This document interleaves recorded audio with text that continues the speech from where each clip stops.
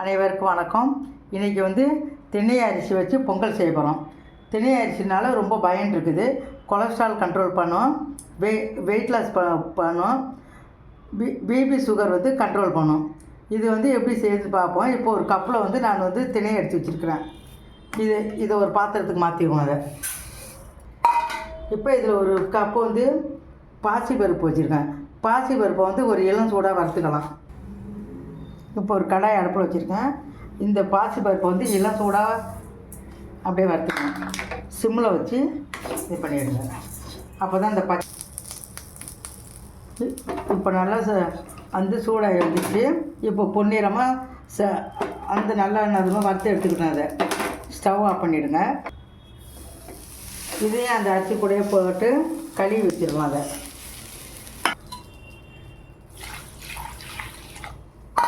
இதை நல்லா கழுவி ஒரு 30 நிமிஷமாவது இது நல்லா ஊறணும். இது ஊறினா கொஞ்சம் நல்லாயிருக்கும். பொங்கல் நல்லா சாஃப்டாக வரும்.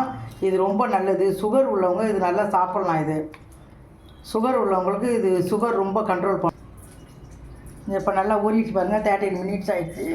இப்போ நல்லா ஊற வச்சு கழுவிட்டு நல்லா ஊற வச்சுருக்காங்க. இப்போ ஒரு குக்கருக்கு மாற்றிக்கலாம். அதை இதில் ஒன்று எடுத்துக்கிட்டோம்னா திரும்ப ஒன்று தான் அரிசி எடுத்தேன். இதில் 6 இது தண்ணி ஊற்றலாம். இதில் தண்ணி அதிகமாக இருந்தால் தான் நல்லதாக இருக்கும்.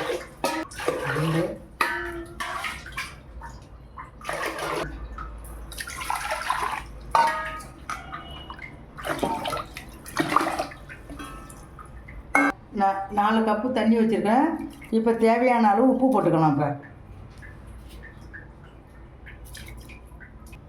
கொஞ்சோண்டு பெருங்காயம் போட்டுக்குவோம். பெருங்காயம் போட்டோம்னா நல்லாயிருக்கும். இப்போ குக்கரில் வச்சுட்டோம். குக்கருக்கு மூடி போட்டு 6 விசில் வச்சிடலாம். 6 விசில் வச்சா தான் நல்லா வேகும். நல்லா வெந்தால் தான் இதோட டேஸ்ட் நல்லாயிருக்கும். இப்போ 6 விசில் வந்துருச்சு. இப்போ பாருங்கள், விசில் போயிடுச்சு. இறக்கி வச்சுட்டோம். இறக்கிட்டோம். இப்போ நல்லா குழைவாக இதாகிடுச்சு. நல்லா வெந்து நல்லா வந்துடுச்சு. இப்போ இதுக்கு ஒரு தாளிப்பு கொடுத்துடலாம். கொஞ்சம் எண்ணெய் ஊற்றிக்கலாம். எண்ணெய் ஊற்றி நெய் ஊற்றணும்னா ரொம்ப இதில் மிளகு போடுறேன். மிளகு 2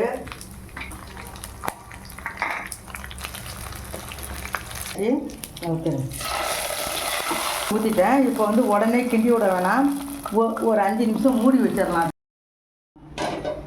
இப்போ பாருங்கள், நெய் தனியாக பிரிஞ்சு வந்துருக்குது. நைஸாக கிண்டி விட்டுக்கலாம்.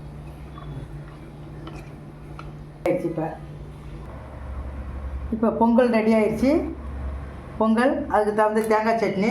இதை சாப்பிடுங்க. இது ரொம்ப சத்தானது. வெயிட் லாஸ் பண்ணும், ப்ரெஷர் சுகர் கண்ட்ரோல் பண்ணும். இது மிகவும் பயனுள்ளது. நம்ம ஒயிட் ரைஸ் சாப்பிட்றதுக்கு இது ஒரு வேளை நம்ம சாப்பாடு மாதிரி செஞ்சு கூட சாப்பிட்லாம்.